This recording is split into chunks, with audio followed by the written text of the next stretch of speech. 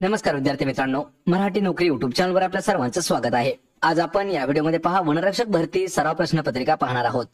तर या व्हिडिओमध्ये आपण वनरक्षक भरतीसाठी जे 2023 या वर्षी झालेली जी परीक्षा होती त्यामध्ये विचारण्यात आलेले 20 प्रश्न आज आपण या व्हिडिओमध्ये घेत आहोत। मित्रांनो, हे सर्व प्रश्न आपल्या TCS पॅटर्न नुसार विचारण्यात आलेले सामान्य ज्ञानचे प्रश्न आहेत। चला तर व्हिडिओला सुरुवात। खालीलपैकी कोणी केली होती? मित्रांनो, हा जो प्रश्न आहे हा प्रश्न आपल्याला जवळपास सर्व परीक्षेमध्ये विचारण्यात आलेला आहे आणि आतापर्यंत 2016 पासून जर झालं तर हा प्रश्न आपल्याला 89 ते 90 वेळा विचारण्यात आलेला आहे। तर लक्षात ठेवा, सत्यशोधक समाजाची स्थापना ही कोणी केली? तर ती केलेली आहे पर्याय क्रमांक 3 महात्मा ज्योतिबा फुले यांनी केलेली आहे। याविषयी काही महत्वाचे पॉइंट्स पहा। तर पॉइंट्स मध्ये पहा, 24 सप्टेंबर 1873 रोजी महात्मा ज्योतिबा फुले यांनी सत्यशोधक समाजाची स्थापना केलेली आहे। सत्यशोधक समाज हे महाराष्ट्र राज्यामध्ये स्थापन केलेली एक सामाजिक सुधारणा संस्था आहे। याने शिक्षणाच्या मिशनचे समर्थन केले आणि वंचित गटांसाठी सामाजिक अधिकार व राजकीय प्रवेश वाढवला। विशेषतः महाराष्ट्रातील महिला, शूद्र आणि दलितांवरती लक्ष केंद्रित केलं। तर यावरती अजून आपल्याला काही प्रश्न विचारले जातात। त्यापैकी पहिला प्रश्न असा विचारला जातो की सत्यशोधक समाज जो आहे याची स्थापना कोणत्या वर्षी करण्यात आली? तर वर्ष आहे, लक्षात ठेवा, 1873। जर आपल्याला पूर्ण तारीख विचारली तर 24 सप्टेंबर 1873 मध्ये सत्यशोधक समाजाची स्थापना केली महात्मा फुले यांनी। पर्याय क्रमांक 3 आपलं या प्रश्नाचं योग्य उत्तर होईल। प्रश्न क्रमांक दुसरा आहे, डॅश ही पर्यावरणीय संरक्षणाची नियमन आणि सुनिश्चिती करण्यासाठी भारतातील केंद्रीय प्रशासकीय संस्था आहे। हा प्रश्न आपल्याला विचारला होता वन विभागासाठी 2019च्या परीक्षेमध्ये। तर लक्षात ठेवायचे, हा प्रश्न जो आपण आहे तो पूर्णपणे वन लाइनर प्रश्न घेतलेला आहे, कारण वन विभागावरती आधारित असणारा हा प्रश्न आहे। तर खालीलपैकी कोणती पर्यावरणीय संरक्षणाची नियमन आणि सुनिश्चिती करण्यासाठी भारतातील केंद्रीय प्रशासकीय संस्था आहे? तर या प्रश्नाचं उत्तर आहे पर्याय क्रमांक 1। तर पर्यावरण आणि वन मंत्रालय हे जे आहे हे केंद्रीय प्रशासकीय संस्था आहे, ज्यामध्ये पर्यावरणीय संरक्षणाचे नियमन आणि सुनिश्चिती केली जाते। पर्याय क्रमांक 1 आपलं या प्रश्नाचं योग्य उत्तर होईल। प्रश्न तिसरा आहे, इसवी सन पूर्व 2ऱ्या शतकापासून ते इसवी सनाच्या सुमारे 10व्या शतकापर्यंतच्या लक्षणीय कालावधी दरम्यान कार्ले लेणी स्थापन केली गेली। खालीलपैकी कोणत्या राज्यात कार्ले लेणी स्थित आहेत? या ठिकाणी आपल्याला सरळ सरळ देखील प्रश्न विचारला जाऊ शकत होता। प्रश्न असा विचारला जाऊ शकत होता की जी कार्ले लेणी आहे ही कोणत्या राज्यामध्ये स्थित आहे, पण या ठिकाणी थोडासा अल्टरनेट प्रश्न केला आहे। काय केला आहे? इसवी सन पूर्व 2ऱ्या शतकापासून ते इसवी सनाच्या सुमारे 10व्या शतकापर्यंत लक्षणीय कालावधी दरम्यान कार्ले लेणी स्थापन केली गेली। तर ही कोणत्या राज्यामध्ये स्थित आहे? तर उत्तर आहे याचं पर्याय क्रमांक 3। तर महाराष्ट्र राज्यामध्ये स्थित आहे पहा कार्ले लेणी। तर कार्ले लेणी हा 16 बौद्ध लेण्यांचा एक गट असून त्यातील एक चैत्यगृह व इतर काही विहार आहेत आणि ही लेणी प्राचीन काळात वलुरक या नावानं ओळखली जात होती। पहा, वलुरक या नावानं या लेण्यांना आधी ओळखलं जात होतं। तर कार्ले गुहांमध्ये कदाचित सर्वात जास्त मोठ्या संख्येने चैत्य सभागृह आहेत असं आपल्याला दिसून येतं आणि कार्ले लेणी जी आहे ही महाराष्ट्र राज्यामध्ये स्थित आहे। तर मित्रांनो, यामध्ये तुमच्यासाठी एक प्रश्न विचारतो की महाराष्ट्रात जी आहे पहा कार्ले लेणी, तर ती कोणत्या जिल्ह्यामध्ये स्थित आहे? पहा, कोणत्या जिल्ह्यामध्ये स्थित आहे हे मला कमेंट करून आपण उत्तर द्यायचं आहे। प्रश्न असं 3 लिहा क्वेश्चन 3 आणि त्याच्या पुढे कोणत्या जिल्ह्यामध्ये स्थित आहे ते आपलं आन्सर लिहून काढायचं आहे। पर्याय क्रमांक 3 आपलं या प्रश्नाचं योग्य उत्तर होईल। यानंतरचा प्रश्न आहे पहा, आंतरराष्ट्रीय एकात्मता दिन खालीलपैकी कोणत्या दिवशी साजरा केला जातो? आंतरराष्ट्रीय एकात्मता दिवस। आपल्याला दिनविशेष वरती असेच प्रश्न हे खूप वेळा विचारण्यात आलेले आहेत। त्यासाठी आपण आंतरराष्ट्रीय दिनविशेष आणि राष्ट्रीय दिनविशेष हे पूर्णपणे एका व्हिडिओमध्ये घेतलेले आहेत। त्या दोघांच्याही लिंक्स मी तुम्हाला डिस्क्रिप्शन मध्ये देत आहे, ते व्हिडिओ जाऊन पाहून घ्या।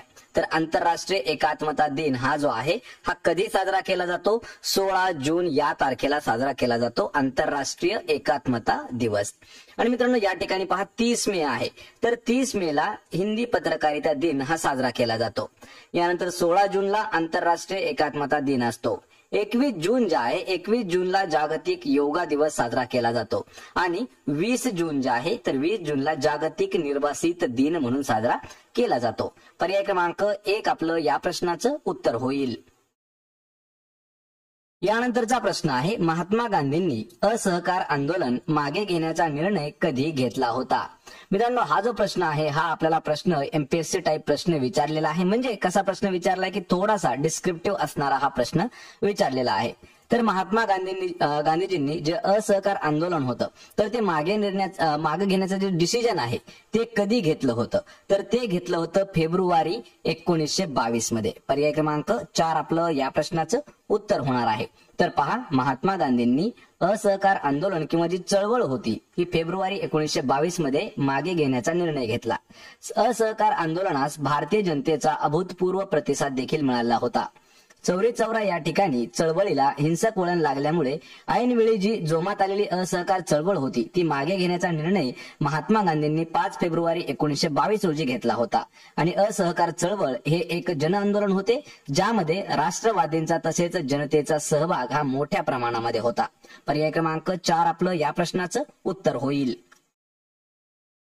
प्रश्न 6 आहे, 1924 साली खालीलपैकी कोणी बहिष्कृत हितकारिणी सभेचे नेतृत्व केले होते? यावरती आपल्याला 2 प्रश्न हे नेहमी विचारले जातात. बहिष्कृत हितकारिणी सभा कोणी स्थापन केली आणि बहिष्कृत हितकारिणी सभेचे नेतृत्व कोणी केलं, असा हा वेगळा प्रश्न आपल्याला विचारण्यात आलेला आहे. तर या प्रश्नाचं योग्य उत्तर असणार आहे पहा पर्याय क्रमांक 3. तर डॉक्टर भीमराव आंबेडकर यांनी 1924, लक्षात ठेवा 20 जुलै 1924 मुंबई या ठिकाणी भीमराव आंबेडकर यांनी बहिष्कृत हितकारिणी सभेचं जे आहे ते नेतृत्व केलं होतं. या बहिष्कृत हितकारिणी सभेचा उद्देश काय होता? तर अस्पृश्यांच्या उन्नतीसाठी सामाजिक चळवळ उभी करण्यासाठी ही जी सभा आहे ही भरवली जात होते. पर्याय क्रमांक 3 आपलं या प्रश्नाचं योग्य उत्तर असणार आहे. यानंतरचा प्रश्न आहे, 1953 साली इंदिरा गांधी यांना अमेरिकेने खालीलपैकी कोणत्या पुरस्काराने सन्मानित केलं होतं? कधी? वर्ष आहे 1953. तर 1953 या वर्षी इंदिरा गांधी यांना कोणी तर अमेरिकेने कोणत्या पुरस्काराने सन्मानित केलं होतं? आणि तो जो पुरस्कार आहे त्या पुरस्काराचं नाव होतं पर्याय क्रमांक 1 तर मदर या नावाचा तो पुरस्कार होता. 2019 ला हा प्रश्न जशाच तसा विचारला होता पहा वनरक्षक भरतीसाठी. पर्याय क्रमांक 1 आपलं या प्रश्नाचं उत्तर होईल. प्रश्न 8 आहे, पश्चिम बंगालमधील असनसोल या ठिकाणी चित्तरंजन हे शहर कोणत्या उद्योगासाठी प्रसिद्ध आहे? पहा, असनसोल येथील जे चित्तरंजन शहर आहे हे कोणत्या उद्योगासाठी प्रसिद्ध आहे म्हणजेच फेमस आहे? तर याचं उत्तर आहे पर्याय क्रमांक 3. तर रेल्वे इंजिने बनवण्यासाठी किंवा या उद्योगासाठी चित्तरंजन हे जे शहर आहे हे आपल्याला प्रसिद्ध आहे किंवा माहिती आहे. पहा, प्रश्न मित्रांनो हे प्रत्येक प्रश्न हे खूप महत्वाचे आहेत कारण टीसीएस जे आहे हे अशा पद्धतीचे प्रश्न खूप वेळा विचारत आलेला आहे. पश्चिम बंगाल राज्यातील आसनसोल या ठिकाणी जे आहे पहा चित्तरंजन हे शहर रेल्वे इंजिन उद्योगासाठी प्रसिद्ध असणारं शहर आहे. तर चित्तरंजन हे भारताच्या पश्चिम बंगाल राज्यातील एक महत्वाचं आणि मुख्य शहर आहे. देशातील एकमेव प्रमुख इलेक्ट्रिक लोकोमोटिव्ह उत्पादन या ठिकाणी होतं किंवा हे उत्पादक कंपनी त्या ठिकाणी आहे. आणि या कंपनीचे उत्पादनाची सुरुवात जी आहे ही 26 जानेवारी 1950 रोजी करण्यात आलेली होती. पर्याय क्रमांक 3 आपलं या प्रश्नाचं अचूक उत्तर होणार आहे. प्रश्न क्रमांक 9 आहे, भारतीय राज्यघटनेच्या खालीलपैकी कोणत्या अनुच्छेदाअंतर्गत भारतीय निवडणूक आयोगाची तरतूद करण्यात आलेली आहे? या ठिकाणी आपल्याला महत्वाचा अनुच्छेद विचारलेला आहे पहा. तर कसा अनुच्छेद आहे तो? तर निवडणूक आयोगाची तरतूद करण्यात आलेला अनुच्छेद कोणता आहे? या प्रश्नाचं योग्य उत्तर असणार आहे पहा कलम 324 अनुच्छेद 324 हे आपलं योग्य उत्तर असणार आहे. यामध्ये अनुच्छेद 148 जो दिलेला आहे यामध्ये काय नमूद केलेलं आहे? नियंत्रक व महालेखा परीक्षक यांची कर्तव्य व त्यांचे अधिकार हे कलम अनुच्छेद 148 मध्ये दिलेले आहेत. यानंतर आहे पहा अनुच्छेद 151. तर यामध्ये काय आहे? भारताचा नियंत्रक व महालेखा परीक्षक यांचे केंद्राचे व राज्याचे अहवाल त्या सभागृहापुढे मांडण्याचे तसेच राष्ट्रपती किंवा राज्यपाल घडवून आणतात. आणि अनुच्छेद 324 जो आहे तर यामध्ये निवडणुकाबाबतचे अधीक्षण निदेशन नियंत्रण करण्यासाठी एक आयोग नेमलेला आहे. आणि अनुच्छेद 348 जे आहे तर अनुच्छेद 48 मध्ये 348 मध्ये सर्वोच्च न्यायालय आणि उच्च न्यायालयामध्ये अधिनियम विधेयके इत्यादींसाठी वापरायची जी भाषा आहे ती इंग्रजी असं नमूद केलेलं आहे पहा अनुच्छेद 348 मध्ये. आणि 324 मध्ये काय केलेलं आहे तर निवडणूक आयोगाची तरतूद. पर्याय क्रमांक 2 आपलं या प्रश्नाचं उत्तर होईल. यानंतरचा प्रश्न आहे, भारतातील पहिला अणुऊर्जा प्रकल्प महाराष्ट्रात खालीलपैकी कोणत्या ठिकाणी स्थित आहे? हा देखील प्रश्न खूप वेळा आपल्याला विचारण्यात आलेला आहे. तर आपल्या सर्वांना या प्रश्नाचं उत्तर माहित असणं गरजेचं आहे. या प्रश्नाचं उत्तर आहे पर्याय क्रमांक 1 तर तारापूर या ठिकाणी महाराष्ट्रातील पहिला अणुऊर्जा प्रकल्प स्थित आहे. लक्षात ठेवा, भारतातील पहिला, या ठिकाणी मी महाराष्ट्रातला म्हणलो तर लक्षात ठेवा मित्रांनो, भारतातील पहिला अणुऊर्जा प्रकल्प जो आहे तो महाराष्ट्र राज्यात तारापूर या ठिकाणी स्थित आहे. तारापूर अणुऊर्जा केंद्र हे महाराष्ट्रातील पालघर जिल्ह्यातील तारापूर या ठिकाणी अणुऊर्जा प्रकल्प आहे. 160 मेगावॅटच्या क्षमतेच्या 2 अणुभट्ट्या असलेला हा प्रकल्प 1969 साली सुरू करण्यात आला होता आणि हा भारतातील पहिला अणुऊर्जा प्रकल्प म्हणून देखील ओळखला जातो. ऑप्शन क्रमांक 1 आपलं या प्रश्नाचं अचूक उत्तर होईल. प्रश्न क्रमांक 11 आहे, भारतातील कोणत्या दशकाला भारतातील जनसंख्येच्या विस्फोटाचा कालावधी म्हणून ओळखले जाते? मित्रांनो, हा प्रश्न आपल्याला जी महाटीईटी झाली 2024 मध्ये त्यामध्ये सुद्धा या प्रश्नाचा उल्लेख करण्यात आला होता. भारतातील असं कोणतं दशक ठरलं की त्याला भारतातील जनसंख्येच्या विस्फोटाचा कालावधी म्हणून देखील ओळखलं गेलं?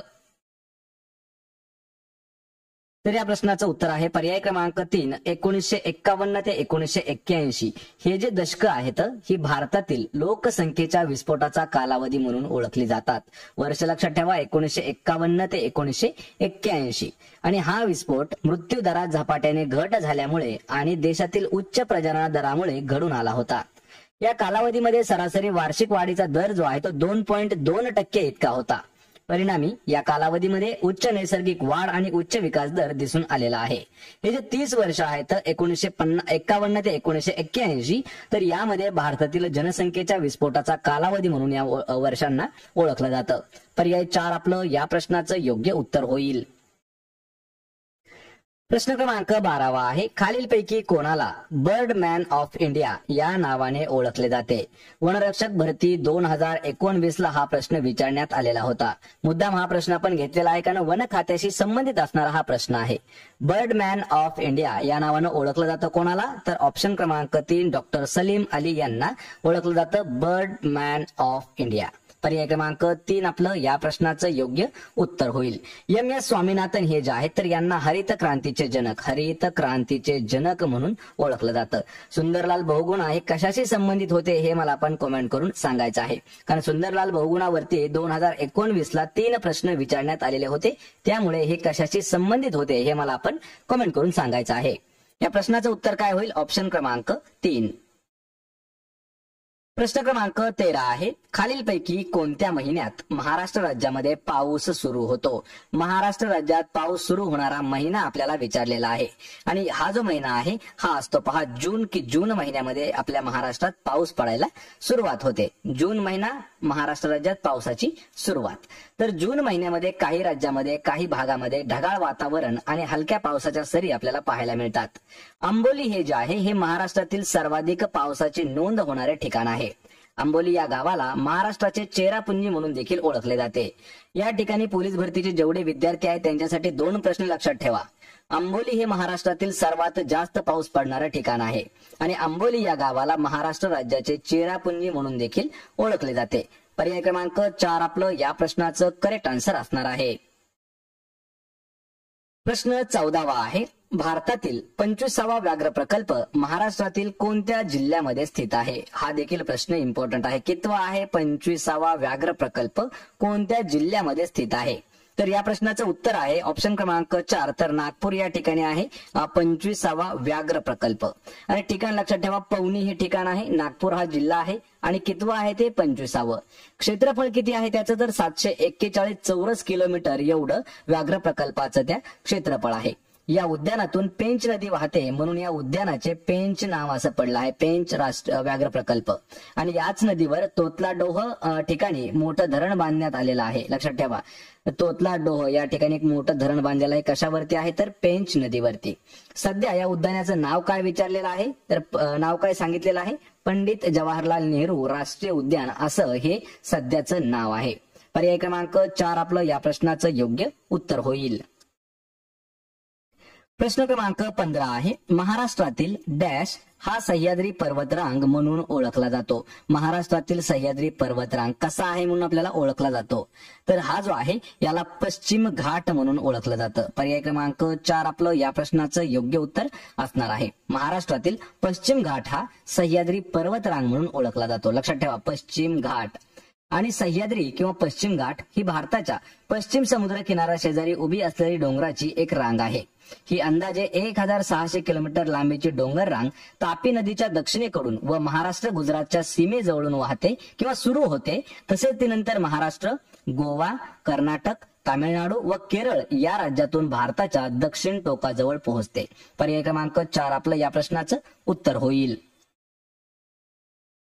यानंतरचा प्रश्न आहे पहा, कोणत्या राज्यातील प्रख्यात सेंद्रिय शेतकरी कमला पुजारी यांचे 20 जुलै 2024 रोजी निधन झालेले आहे. हा प्रश्न आपण घेतलेला आहे करंट अफेअर्स 2024चा. या ठिकाणी कोण एक व्यक्तिमत्व दिलेलं आहे, कमला पुजारी. तर लक्षात ठेवायचे, कमला पुजारी कोणत्या क्षेत्राशी किंवा कशाशी संबंधित येतात, तर सेंद्रिय शेतकरी म्हणून त्यांची ओळख आहे कमला पुजारी यांचं. आणि यांचं जे निधन आहे ते 20 जुलै 2024 ला झालेलं आहे. आणि मित्रांनो, ओडिसातील कोरापूट जिल्ह्यातील पत्रपूट गावामध्ये जन्मलेल्या कमला पुजारी यांनी यांना सेंद्रिय शेतीला सुरुवात केली, म्हणून त्यांना प्रख्यात सेंद्रिय शेतकरी म्हणून त्यांना ओळखलं जातं. आणि 2019 मध्ये तत्कालीन राष्ट्रपती रामनाथ कोविंद यांच्या हस्ते त्यांना पद्मश्री पुरस्काराने सन्मानित करण्यात आलेलं होतं. या प्रश्नाचं उत्तर काय आहे लक्षात ठेवा. या ठिकाणी काय आहे की कोणत्या राज्यातील प्रख्यात, म्हणजेच तर कोणत्या, ओडिसा राज्यातील हे आपलं उत्तर असणार आहे. ऑप्शन क्रमांक 3 करेक्ट उत्तर होईल. प्रश्न क्रमांक 17 आहे, डॅश म्हणजे पर्यावरणीय, सामाजिक आणि ग्रामीण विकासास मदत करण्याच्या उद्देशाने निर्जन भूमीवरील जंगले व वनीकरण यांचं व्यवस्थापन आणि संरक्षण. या ठिकाणी आपल्याला व्याख्या दिलेली आहे. व्याख्या कशाची आहे हे आपल्याला विचारलेलं आहे. तर या प्रश्नाचं योग्य उत्तर असणार आहे पहा, सामाजिक वनविज्ञान. ऑप्शन क्रमांक 4 आपलं या प्रश्नाचं योग्य उत्तर असणार आहे. हा प्रश्न आपल्याला 2019 ला विचारण्यात आला होता पहा, वनरक्षक भरतीसाठी. तर सामाजिक वनविज्ञान म्हणजे काय, तर पर्यावरणीय, सामाजिक आणि ग्रामीण विकासास मदत करण्याच्या उद्देशाने निर्जन भूमीवरील जंगल आणि वनीकरण यांचं व्यवस्थापन आणि त्यांचं संरक्षण करणं, त्याला म्हटलं जातं सामाजिक वनविज्ञान. पर्याय 4 आपलं या प्रश्नाचं योग्य उत्तर होईल. प्रश्न क्रमांक 18 आहे, भारतीय नौदलात समाविष्ट असलेल्या INS तुशीलची निर्मिती कोणत्या देशाच्या सहकार्याने करण्यात आलेली आहे. या ठिकाणी आपल्याला एक नौदलातील जहाज विचारला आहे, INS तुशील. तर याची निर्मिती कोणत्या देशाच्या मदतीने करण्यात आलेली आहे, आणि तो देश आहे पर्याय क्रमांक 2 तर रशिया या देशाच्या मदतीने. संरक्षण मंत्री राजनाथ सिंह यांनी 9 डिसेंबर 2024 रोजी रशियातील कॅलिनिनग्राड या ठिकाणी जे यंतर शिपयार्ड आहे या ठिकाणी INS तुशील ही भारतीय नौदलाची नवीन multi role stealth guide missile जी आहे मिसाईल फ्रिगेट ही कार्यान्वित केली, आणि ही जी आहे निर्मिती करण्यात आली रशियाच्या सोबत मिळून. पर्याय 2 आपलं या प्रश्नाचं योग्य उत्तर होईल. प्रश्न क्रमांक 19 आहे, खालीलपैकी कोणती नदी हिमालयाची पूर्वेकडील सीमारेषा दर्शवते. मित्रांनो, हे जे आपण 20 प्रश्न घेतलेले आहेत ना, हे 20 ही प्रश्न खूप महत्वाचे आहेत. आणि यापूर्वीचे जेवढे काही वनरक्षक भरतीच्या 18 प्रश्नपत्रिका झालेल्या आहेत, याच्या सर्वांचे लिंक्स जे आहेत मी तुम्हाला ते डिस्क्रिप्शन मध्ये देतो. म्हणजे आपल्याला एकाच ठिकाणी जाऊन आपण 18ची 18 प्रश्नपत्रिका एका सोबत पाहू शकता. यामध्ये आपण पूर्णपणे सामान्य ज्ञान घेतलेलं आहे. अजून आपलं मराठीचा पोर्शन सुरू करायचा बाकी आहे. तर खालीलपैकी कोणती नदी हिमालयाची पूर्वेकडील सीमारेषा दर्शवते, तर ती नदी आहे पर्याय क्रमांक 2 ब्रह्मपुत्रा नदी. तर ब्रह्मपुत्रा नदी हिमालयाची पूर्वेकडील सीमारेषा दाखवते. ब्रह्मपुत्रा नदीचं उगमस्थान भारताबाहेर तिबेटमध्ये कैलास पर्वत श्रेणीमध्ये मानसरोवर या ठिकाणी स्थित आहे. ब्रह्मपुत्रा नदीची एकूण लांबी 2900 किलोमीटर असून भारतात तिची लांबी 816 किलोमीटर एवढी आहे. ब्रह्मपुत्रा नदीचा विस्तार भारत, चीन, भूतान आणि बांगलादेश या देशांमध्ये, तर भारतातील अरुणाचल प्रदेश, आसाम, पश्चिम बंगाल या राज्यामध्ये झालेला आहे. पर्याय क्रमांक 2 आपलं या प्रश्नाचं योग्य उत्तर असणार आहे. या व्हिडिओचा आपला शेवटचा प्रश्न आहे, खालीलपैकी कोणत्या टेकड्या पूर्वांचल मध्ये समाविष्ट नाहीत? पहा, यामध्ये पतकाई, नागा, अरावली आणि मणिपूरच्या टेकड्या. तर यांच्यापैकी कोणत्या टेकड्या ज्या आहेत त्या पूर्वांचल मध्ये समाविष्ट नाहीत? आणि या प्रश्नाचं उत्तर काय असणार आहे? पर्याय क्रमांक 3, अरावली टेकड्या ह्या ज्या आहेत ह्या पूर्वांचल मध्ये येत नाहीत. अरावली पर्वत हे गुजरात, राजस्थान आणि हरियाणा राज्यामध्ये पसरलेला आहे. पतकाई किंवा पटकाई आपण म्हणू शकतो, पतकोई म्हणू शकतो. पतकोई टेकड्या, नागा टेकड्या आणि मणिपूरच्या टेकड्या या पूर्वांचल मध्ये स्थित आहेत. ईशान्येकडील पूर्वांचल, मेघालय पठार आणि आसामचे खोरे अशा 3 प्राकृतिक उपविभागात विभागला जातो. या प्रश्नाचं उत्तर काय होईल? अरावली टेकड्या, ऑप्शन क्रमांक 3. तर मित्रांनो, हे होते पहा महत्वाचे 20 प्रश्न आणि या 20 प्रश्नापैकी किती प्रश्नाची उत्तरं देता आली हे मला कमेंट करून नक्की सांगायचं आहे. व्हिडिओ जर आवडला तर व्हिडिओला आपल्या लाईक करा, मित्रांमध्ये व्हिडिओ शेअर करा.